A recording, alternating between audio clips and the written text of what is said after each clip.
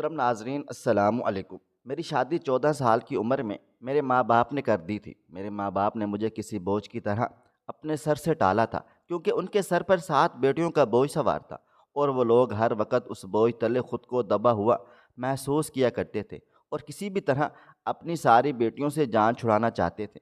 میرے ماں باپ یہ نہیں دیکھتے تھے کہ وہ بیٹیوں کا کہاں بیاہ کر رہے ہیں، بس جو رشتہ ہمارے گھر آتا پھر وہ رشتہ خالی ہاتھ نہیں جاتا تھا، بلکہ ابا تو فوراً ہی اسے اپنی بیٹی دینے کے لیے راضی ہو جایا کرتے تھے، کیونکہ وہ کسی بھی طرح چاہتے تھے کہ ان کی ساری بیٹیوں کی شادی ہو جائے تاکہ پھر وہ سکون کا سانس لے سکیں۔ بہنوں میں میرا نمبر تیسرا تھا۔ مجھ سے بڑی 2 بہنیں اور مجھ سے چھوٹی 4 بہنیں تھیں۔ جب پہلی بار ہمارے گھر میں میری بڑی بہن کا رشتہ آیا تو ابا جان اس رشتے پر بے انتہا خوش ہو گئے تھے، حالانکہ وہ جانتے تھے کہ لڑکا کوئی کام کاج بھی نہیں کرتا ہے، بلکہ سارا سارا دن گھر میں پڑا سوتا رہتا تھا۔ مگر ابا جان نے اس رشتے کو غنیمت جانا اور فوراً ہی میری بڑی بہن کے لیے اس رشتے پر حامی بھر لی تھی۔ اور ابو جان حامی کیسے نہ بھرتے، یہ رشتہ پھپھو کے گھر سے آیا تھا، اور ابا جان کسی بھی قیمت پر اپنی بہن کو انکار نہیں کر سکتے تھے۔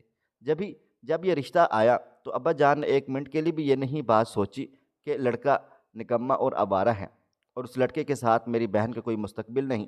بس ابا جان نے یہ دیکھا کہ ایک رشتہ آیا ہے اور اس رشتے کے ذریعے بیٹی اپنے گھر کی ہو جائے گی۔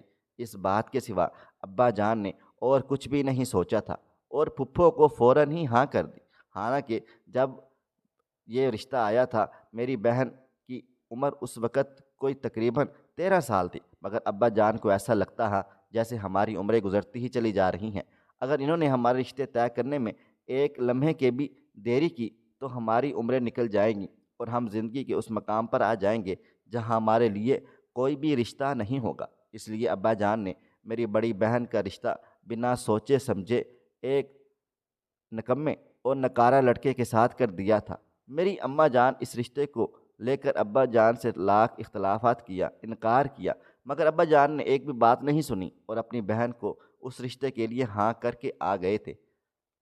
جب ابا یہ رشتہ کرنے سے منع کر رہے تھے تو ابا نے اماں سے یہی کہا تھا کہ تمہاری بہن سے میری بنتی نہیں، جبھی تم اس رشتے کے لیے انکار کر رہی ہو، اور تمہیں اس رشتے میں ہزاروں عیب اور خامیاں نظر آ رہی ہیں۔ اور پھر اماں جان بھی چپ ہو گئیں، کیونکہ وہ سمجھ گئی تھیں کہ ابا جان اس معاملے میں کسی بھی کی بالکل بھی نہیں سنیں گے۔ اس طرح میری بڑی بہن کا رشتہ طے کر دیا تھا اور سونے پر سہاگا کے جلد ہی شادی کی تاریخ بھی رکھ دی گئی تھی۔ جس وقت میری بڑی بہن دلہن بنی بیٹھی تھی وہ کوئی گڑیا ہی معلوم ہو رہی تھی۔ میری بڑی بہن کو تو اس وقت شادی کا مطلب بھی نہیں پتہ تھا۔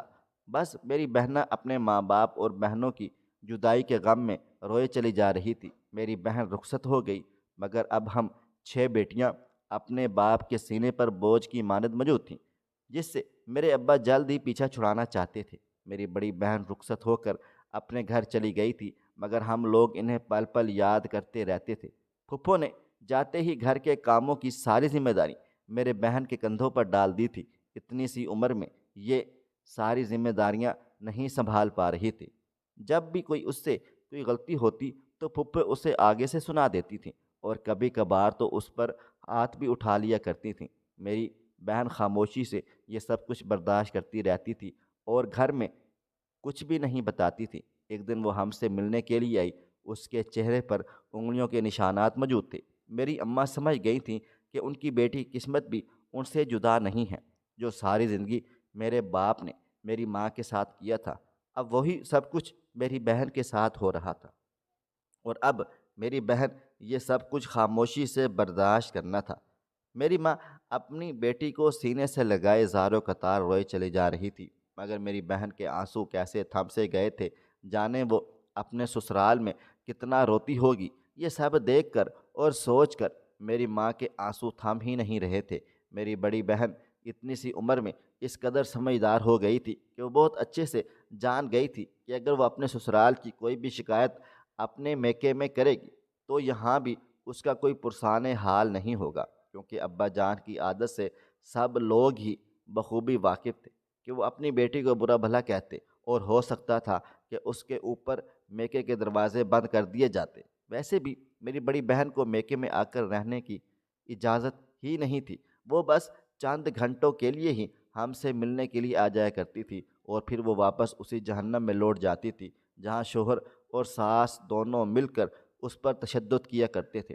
اور اس کی ساس میری بہن سے یہی کہتی تھی کہ اگر تم اپنے گھر میں یہ بات بتاؤ گی تب بھی تمہاری بات پر کوئی بھی یقین نہیں کرے گا اور سب تمہیں ہی برا بھلا کہیں گے کہ لڑکی کو گھر بسانا نہیں آتا۔ اور میری بہن کم عمر تھی، اسے ان سب باتوں کی سمجھ بوجھ ہی نہیں تھی، اس لیے خاموشی سے اپنے اوپر ہوئے سارے ظلم و ستم برداشت کرتی رہی۔ میری بڑی بہن کی شادی کے دوسرے نمبر کی بہن کی شادی کی باری آ گئی تھی اور سب ہی جانتے تھے کہ اس کے ساتھ بھی وہی ہوگا۔ وہ بڑی بہن کے ساتھ ہوا ہے۔ میری بہن کے لیے جو بھی رشتہ ہمارے گھر آنا تھا، ابا اس رشتے کے لیے بنا سوچے سمجھے ہاں کرنے والے تھے۔ جب بھی اماں جان اکثر یہ دعا مانگتی نظر آتی تھیں کہ ہمارے گھر میں اچھے اچھے رشتے آئیں تاکہ ابا جان کسی ایسے ویسے کو رشتے کے لیے ہاں نہ کر دیں۔ اب میری بڑی بہن کی شادی کو کچھ ہی عرصہ گزرا تھا کہ دوسری بہن کے لیے ایک رشتہ آ گیا تھا۔ اس کا یہ رشتہ بھی خاندان سے ہی آیا تھا، مگر وہ لوگ ہمارے دور کے رشتہ دار تھے اور ان لوگوں سے اتنا ملنا جلنا بھی نہیں تھا، مگر ابا جان نے ایک بار بھی کوئی چھان پٹک نہیں کی اور بنا سوچے سمجھے ہی اس رشتے کے لیے حامی بھر لی۔ ابا تو جیسے اسی انتظار میں بیٹھے تھے کہ جو بھی رشتہ آتا جائے وہ ان لوگوں کو ہاں کر کے بیٹیوں کے بوجھ سے آزاد ہوتے چلے جائیں گے۔ تبھی ابا جان نے میری بڑی بہن کا رشتہ بھی آنن فانن طے کر دیا اور خاندان میں بھی سب کو بتا دیا کہ ان کی دوسری بیٹی کا رشتہ بھی طے ہو چکا ہے۔ میری اماں جان کے ابا سے لاکھ کہا کہ یہ لڑکے کے بارے میں کچھ تو معلومات حاصل کر لیں۔ بے شک یہ ہمارے رشتہ دار تھے، مگر دور کے رشتہ دار تھے اور سالوں سال بھی ان لوگوں سے ملنا جلنا نہیں ہوتا تھا۔ ان لوگوں نے ابا جان کو یہ بتایا تھا کہ لڑکے کی پرچون کی دکان ہے۔ جس محلے میں ان لوگوں کا گھر تھا اسی محلے میں ہی اس کی پرچون کی دکان تھی، اور اتنی سی بات سن کر ہی ابا جان خوش اور راضی ہو گئے تھے۔ یہ بھی ابا جان کے لیے بہت بڑی بات تھی، اور میری بہن کی قسمت اچھی تھی کہ جو رشتہ میری بہن کے لیے آیا تھا وہ لڑکا کما رہا تھا، ورنہ اگر ایسا کوئی رشتہ آ جاتا جہاں لڑکا کام چور اور نکما ہوتا تو ابا اس کے کیے پہ بھی واری ہو جاتے۔ یہاں تو لڑکے کی اپنے پرچون کی دکان تھی، تو ابا جان کیسے راضی نہ ہوتے، تو اس رشتے کے لیے بہت خوشی خوشی راضی ہو گئے تھے۔ امی جان جب ان سے کہتی کہ لڑکے کے بارے میں کچھ تو معلومات حاصل کر لیں تو ابا جان یہی کہتے تھے کہ اماں ناشکری کر رہی ہو، گھر بیٹھے اتنا اچھا رشتہ آ گیا ہے مگر پھر بھی اس بات کی قدر نہیں ہے۔ یوں میری اس بہن کا رشتہ بھی طے کر دیا گیا تھا اور شادی کی تاریخ بھی رکھ دی گئی تھی۔ ہم لوگ اپنی بڑی بہن کا برا حال دیکھ چکے تھے، اس لیے اب تو شادی کے نام سے ہی ڈر سا محسوس ہوتا تھا۔ میری بڑی بہن بھی اس لیے شادی کرتے ہوئے ڈر رہی تھی، مگر اس کی اس گھر میں سنتا ہی کون تھا، اس لیے جلد بھی اس کی ہی شادی کروا دی گئی تھی اور یوں وہ اپنے گھر کی ہو گئی تھی۔ پھپھو نے ابو کو میری بڑی بہن کی اپنی بہن میں شادی کی شرکت کی اجازت نہیں دی تھی، بلکہ وہ چند گھنٹے کے لیے بہن کو اپنے ساتھ لے کر آئی تھی اور اپنے ساتھ ہی واپس گھر لے کر جاتی تھی۔ اماں نے جب پھپھو سے کہا کہ میری بڑی بہن کو چند دن گھر میں رہنے کی اجازت دے دیں تو پھپھو نے ٹکا سا جواب دے دیا کہ اگر اپنی بیٹے کو گھر میں رکھنے کا اتنا ہی شوق ہے تو ساری عمر کے لیے گھر میں رکھ لیں۔ پھپھو کی یہ بات سن کر اماں خاموش ہو گئی تھیں، یوں کہ اگر ابا کو یہ بات پتہ چل جاتی کہ اماں نے پھپھو سے بیٹی کو روکنے کی بات کی تھی تو ابا نے اماں کو ہی سخت برا بھلا کہنا تھا اور لڑنا جھگڑنا تھا۔ اس معاملے میں پھپھو کی کوئی غلطی نظر نہیں آئی تھی، اماں بھی اپنے شوہر کی عادت کے ہاتھوں مجبور ہو چکی تھیں، اس لیے بیٹی کے لیے کچھ بھی نہیں کہہ سکتی تھیں۔ جب بھی انہوں نے خاموش رہنا ہی بہتر سمجھا۔ پوری شادی میں پھپھو نے میری بڑی بہن کو ٹھیک سے شرکت کرنے کی اجازت بھی نہیں دی تھی، بلکہ پھپھو نے کسی بھی تقریب میں میری بڑی بہن کو اپنے قریب سے پاس سے اٹھنے کی اجازت نہیں دی۔ وہ چند گھنٹوں گھڑی آ کر ہمارے ساتھ ہنس بول لے، انہوں نے پورا وقت اسے اپنے برابر میں ہی بٹھائے رکھا تھا۔ یہ سب دیکھ دیکھ کر ہمارا دل صرف کٹ سکتا تھا، ہم لوگ کچھ کر بھی نہیں سکتے تھے۔ میری دوسری بہن کی شادی کا ہنگامہ بھی ختم ہوا اور وہ اپنے گھر کی ہو گئی تھی، اور وہ شادی کے بعد پہلی بار جب ہمارے گھر آئی تو بہت زیادہ خوش و خرم تھی اور سب کو یہی بتا رہی تھی کہ اس کے شوہر اور سسرال والے بہت اچھے ہیں، اس سے بہت زیادہ پیار کرتے ہیں، اور اس کی یہ باتیں سن کر ہمارے دلوں کو کچھ سکون میسر ہوا تھا۔ کہ چلو ایک بہن تو اپنے گھر میں خوش و خرم ہے، مگر دوسری جانب سے دل مزید اداس ہو جایا کرتا تھا جب میں اپنی بڑی بہن کا چہرہ دیکھتی تھی، اور وہ دن بدن گھلتی ہی چلی جا رہی تھی۔ اس کی آنکھوں کے گرد سیاہ حلقوں نے اپنا ڈیرا جما لیا تھا اور وہ برسوں کی بیمار نظر آنے لگ گئی تھی، مگر وہ ہم لوگوں سے بھی اپنا کوئی دکھ درد نہیں کہتی تھی، بلکہ وقت کے ساتھ ساتھ مزید خاموش ہوتی چلی جا رہی تھی، جیسے اتنی سی عمر میں اسے بہت سارے غم لگ چکے ہوں، اور اب ان غموں سے اس کی گل و خلاصی بالکل بھی ممکن نہیں تھی۔ یہ تو میری دوسری بہن کی قسمت نے اس کا ساتھ دیا کہ وہ اچھے گھر میں چلی گئی تھی، ورنہ آج اس کی حالت بھی میری بڑی بہن جیسی ہی ہونی تھی۔ اور ہمارے ابا جان کو تو اس بات کی بالکل بھی کوئی پرواہ نہیں تھی۔ دونوں بڑی بہنوں کی شادی کے بعد اب میری شادی کا نمبر تھا۔ میں سوچے درمیان میں بری طرح پھنس چکی تھی۔ ایک جانب میں اپنی ایک بہن کو دیکھتی کہ وہ اپنی زندگی میں کس قدر خوش اور مگن ہے، مگر دوسری ہی جانب میری دوسری بہن کا کس قدر گھٹن وقت گزار رہی تھی، یہ بات بھی ہم لوگوں سے ڈھکی چھپی ہوئی نہیں تھی۔ میں بس ہر وقت یہی دعا کرتی رہتی تھی کہ میرے لیے اچھے گھر سے رشتہ آئے، ورنہ ابا جان نے تو میرا ہاتھ کسی کو بھی تھما دینا تھا۔ ابھی دوسری بہن کی شادی کے ہنگامے تھوڑے تھم ہی گئے تھے کہ میرے لیے بھی رشتہ آ گیا تھا، مگر میرے لیے رشتہ غیروں میں سے آیا تھا۔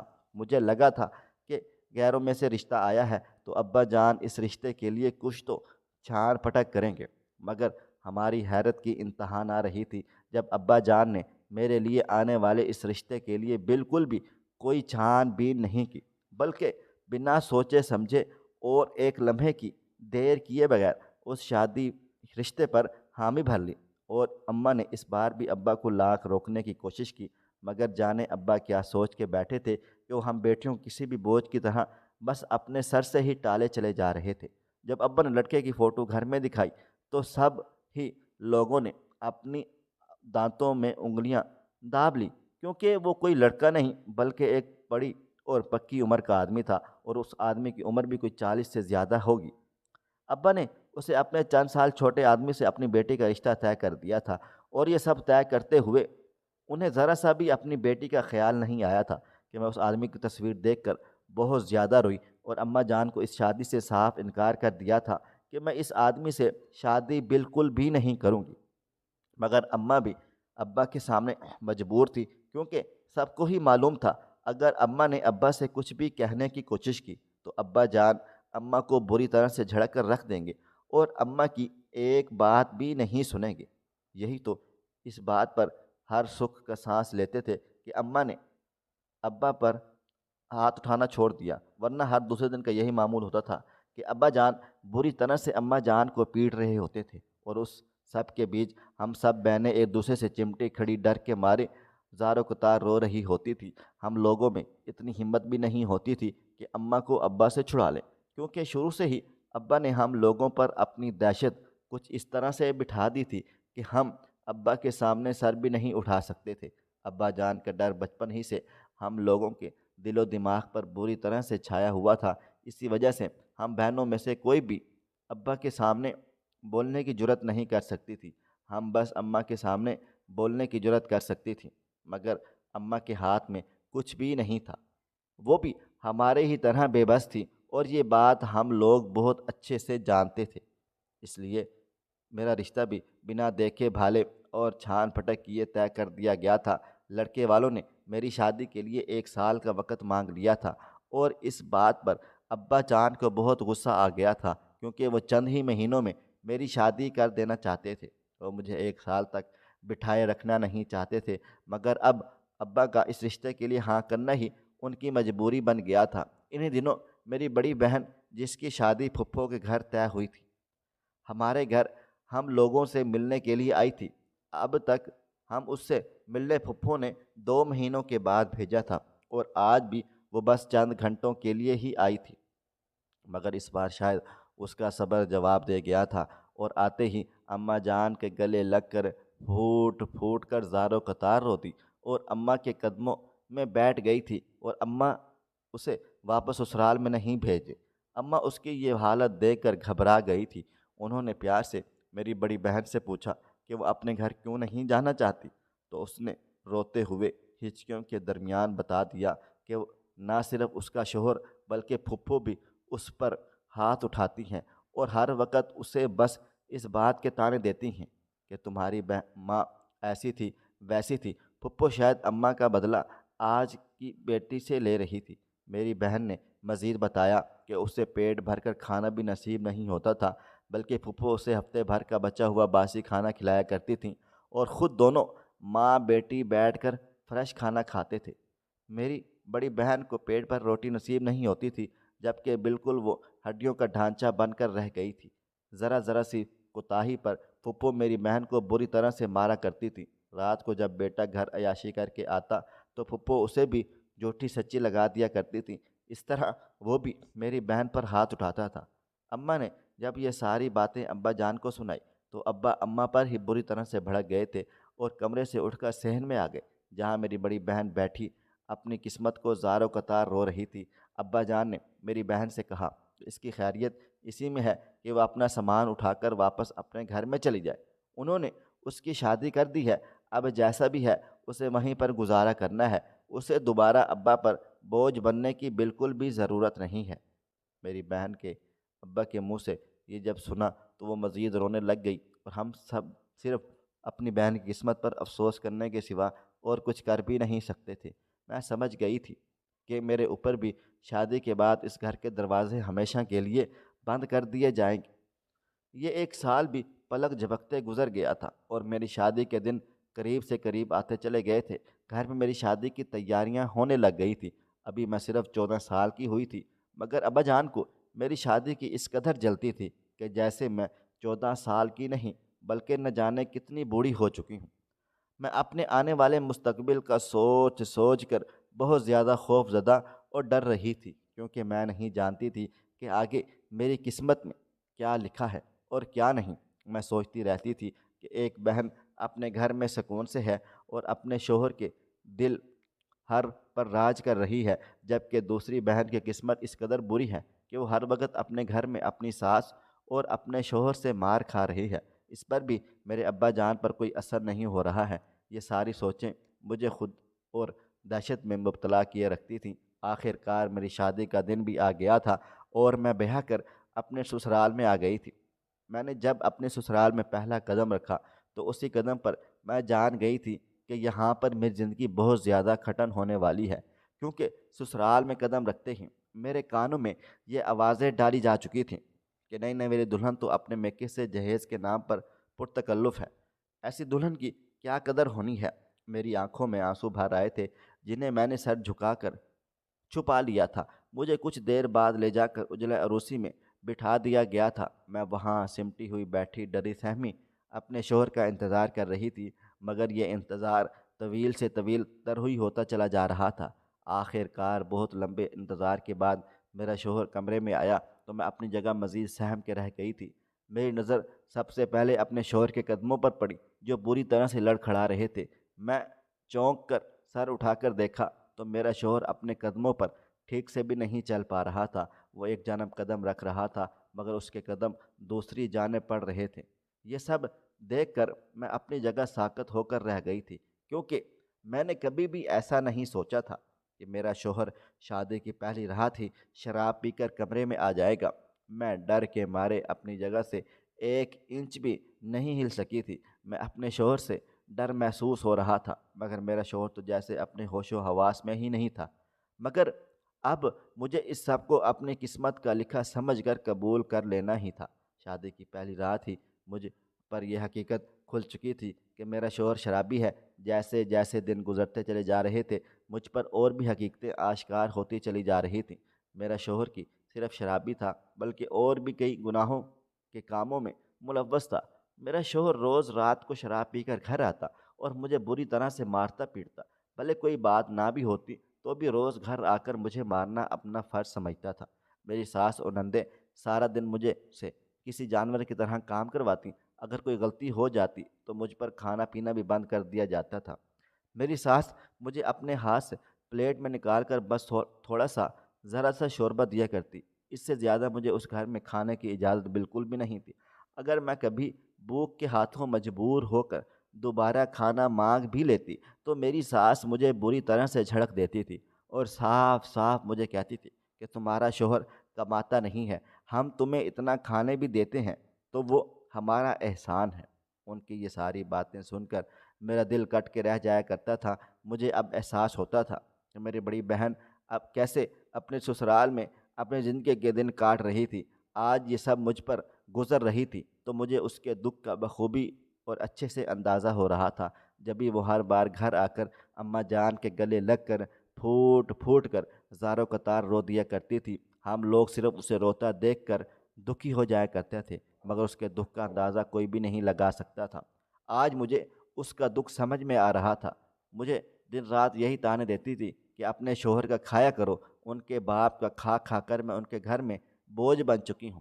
اور یہ ساری باتیں کہہ کر وہ لوگ ایک دوسرے کے ہاتھوں پر ہاتھ مار کے خوب ہنستی تھیں اور مذاق بناتی تھیں، اور ساتھ میں میری ساس سسر بھی اپنی بیٹیوں کی باتوں پر بیٹھ کے ہنسا کرتے تھے۔ وہاں تو میرا شوہر بھی اپنا نہیں تھا، میں کسی اور سے بھلا کیا شکوہ کرتی؟ جب روز رات کو میرا شوہر مجھے بری طرح سے تشدد کا نشانہ بناتا اور میری چیخوں کی آوازیں پورے گھر میں گونجا کرتیں، تو ساتھ دروازہ بجا کر اپنے بیٹے سے یہی کہتی تھی، اپنی بیوی سے بولو کم روئے، میرے رونے سے ان کی نیندیں خراب ہو رہی ہیں۔ انہوں نے اپنے بیٹے کو مجھ پر کبھی بھی ہاتھ اٹھانے سے نہیں روکا تھا، بلکہ کسی دن میرا شوہر نہیں مارتا تو وہ اپنے بیٹے سے پوچھا کرتی تھی، آج خیریت تو ہے؟ اپنی بیوی کو نہیں مارا ہے؟ یہ سب سن کر میرا دل خون کے آنسو روتا تھا۔ مجھے ان لوگوں کی بے حسی پر حیرت ہوتی تھی اور اپنی قسمت پر دکھ بھی ہوتا تھا۔ میں اپنے سسرال میں بہت ہی کٹھن دن گزار رہی تھی۔ میں واپس لوٹ کر اپنے میکے جانا چاہتی تھی، مگر یہاں تو مجھے میکے جانے کی بالکل بھی اجازت نہیں دی گئی تھی۔ مجھے پہلے ہی صاف صاف کہہ دیا گیا تھا کہ اگر میں نے کبھی بھی میکے جانے کی بات کی تو وہ لوگ میرا پورا بوریاں بستر سمیت مجھے ہمیشہ ہمیشہ کے لیے میکے روانہ کر دیں گے۔ اگر میں اپنے شوہر کو یہ سب کبھی بات کہہ بھی دیتی کہ مجھے ماں کی یاد آ رہی ہے تو وہ مجھے بری طرح سے جھڑک دیتا تھا اور کبھی کبھی تو مارنا بھی شروع ہو جاتا تھا۔ اس لیے آہستہ آہستہ میں نے میکے کا نام لینا ہی بند کر دیا تھا۔ انہی دنوں مجھے علم ہوا کہ میں حاملہ ہوں۔ یہ خوشخبری جب میں نے اپنے شوہر کو بتائی تو وہ بجائے خوش ہونے کے اس نے مجھے یہی کہا، اگر میں نے بیٹی پیدا کی تو میرے ساتھ بہت برا سلوک کرے گا۔ یہ سن کر میری روح مزید دہل گئی تھی، ڈر گئی، کیونکہ بیٹا یا بیٹی پیدا کرنے کا اختیار تو اللہ تعالیٰ کے پاس تھا۔ اس معاملے میں تو بندہ بالکل ہی بے بس ہے، مگر شاید یہ بات میرے سسرال والے بالکل ہی نہیں سمجھتے تھے۔ اب حاملہ ہونے کے بعد مجھے اس بات پر ذہنی دباؤ دیا جاتا کہ مجھے ہر حال میں بیٹا ہی پیدا کرنا ہے، ورنہ میرے ساتھ یہ لوگ بالکل بھی اچھا نہیں کریں گے۔ اور میں یہ سب باتیں سن کر سہم کر رہ جاتی تھی، ڈر جایا کرتی تھی، اور مجھے کچھ بھی سمجھ میں نہیں آتا تھا کہ آخر میں ان لوگوں کو کیسے سمجھاؤں، کیسے بتاؤں۔ اس حالت میں بھی میرا شوہر مجھ پر ہاتھ اٹھانے سے دریغ نہیں کیا کرتا تھا، بلکہ وہ مجھے جانوروں کی طرح مارا کرتا تھا۔ وہ جب نشہ کر کے گھر آتا تو اسے پھر کسی بات کا ہوش نہیں رہتا تھا۔ میں اس کے سامنے لاکھ ہاتھ جوڑتی مگر وہ میری ایک بھی نہیں سنتا تھا، بلکہ مجھے ہر طرح سے تکلیف دینے کی کوشش کیا کرتا تھا۔ آخر کار 9 مہینے کا نام لیوا وقت ختم ہوا، اور مگر میں نے 9 مہینوں کے بعد ایک بیٹی کو جنم دیا۔ بیٹی کی خبر سن کر مجھے میرے سسرال والے وہیں ہسپتال میں اکیلا چھوڑ کر جا چکے تھے۔ بیٹی کی خبر سن کر میری ماں اور بہنیں بھی مجھ سے ملنے کے لیے آئی ہوئی تھیں، مگر جب ابا کو اس بات کی خبر ہوئی کہ بیٹی پیدا ہونے کے بعد میرے سسرال والے مجھے ہسپتال میں تنہا چھوڑ کر جا چکے ہیں، تو ابا جان نے اس دن کے بعد مجھ سے دوسرے ہسپتال میں ملنے بھی نہیں آئے۔ اتنا بھی نہیں کہ بلکہ انہوں نے اماں اور بہنوں کو بھی مجھ سے ملنے سے منع کر دیا تھا کہ کہیں ایسا نہ ہو میں اپنی بیٹی سمیت ان کے گھر پر آ جاؤں۔ میرا دل جیسے اس لمحے کٹ کر رہ گیا تھا۔ اپنے باپ اور شوہر کی بے حسی پر میں دکھ کے سوا اور کچھ بھی نہیں کر سکتی تھی۔ یہ ہسپتال میرے سسرال سے قریب تھا۔ میری بہن ہسپتال سے چھٹی ہوئی تو میں اپنی بیٹی کو اٹھا کر خود ہی اپنے سسرال کی جانب روانہ ہو گئی تھی، کیونکہ میں بہت اچھے سے جانتی تھی کہ یہ وہی گھر ہے، اس دنیا میں میرا آخری ٹھکانہ ہے، اس کے سوا میرا اس دنیا میں اور کوئی بھی ٹھکانہ نہیں ہوگا۔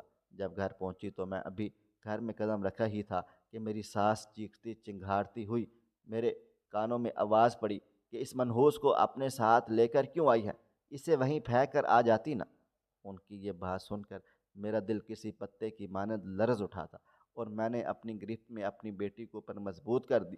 میری ساس مجھے جانے کیا کیا برا بھلا کہتی رہی، اور میں اسی بات پر شکر کرتی رہی کہ وہ میری بیٹی کو مجھ سے لے کر باہر کچرے میں نہیں پھینک گئی۔ ابھی میں نے اپنے کمرے میں آ کر بیٹی کو لٹایا ہی تھا کہ ساس کا حکم آ گیا کہ آ کر پورے گھر کی صفائی ستھرائی کرو اور کھانا بناؤ۔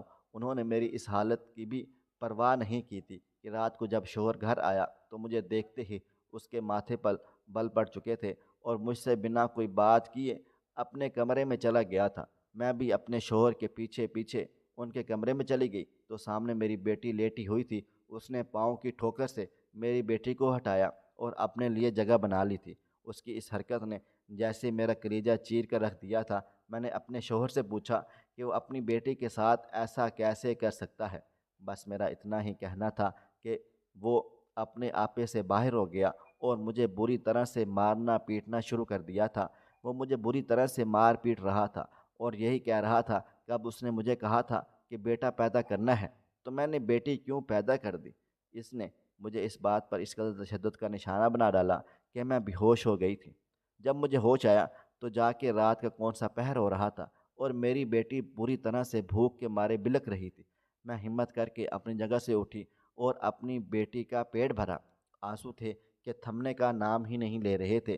اس رات میں حقیقی معنوں میں اپنی قسمت پر خوب روئی تھی۔ میری قسمت میں دو مرد تھے، میرا شوہر اور میرا باپ، مگر دونوں ہی مرد اس قدر بے حس تھے کہ انہیں انسان کہنا بھی انسانیت کی توہین ہے۔ میری زندگی یوں ہی ایک ہی ڈگر پر گزرتی چلی جا رہی تھی۔ میرا شوہر روز روز ہی مجھے مارتا تھا اور اب تو مجھے اس مار کی عادت ہونے لگ گئی تھی۔ میری بیٹی بھی بڑی ہوتی چلی جا رہی تھی۔ میں اپنی بیٹی کو دیکھ دیکھ کر جیتی رہتی تھی۔ میرے لیے اپنی بیٹے کے بنا جینے کا تصور کرنا بھی محال تھا۔ اب میرا شوہر جوا بھی کھیلنے لگا تھا۔ وہ اکثر جوئے میں گھر کی چیزیں ہار کے آ جایا کرتا تھا۔ اس طرح اس نے جوئے میں میرا پورا جہیز کا سامان گنوا ڈالا تھا۔ اب میرے پاس رات کو سونے کے لیے بستر تک بھی نہیں بچا تھا۔ میں اور میری بیٹی ایک پھٹی ہوئی چٹائی پر سو جایا کرتے تھے۔ میری بیٹی 15 سال کی ہو چکی تھی، مگر اب بھی میری حالت اس گھر میں روز اول کی طرح تھی۔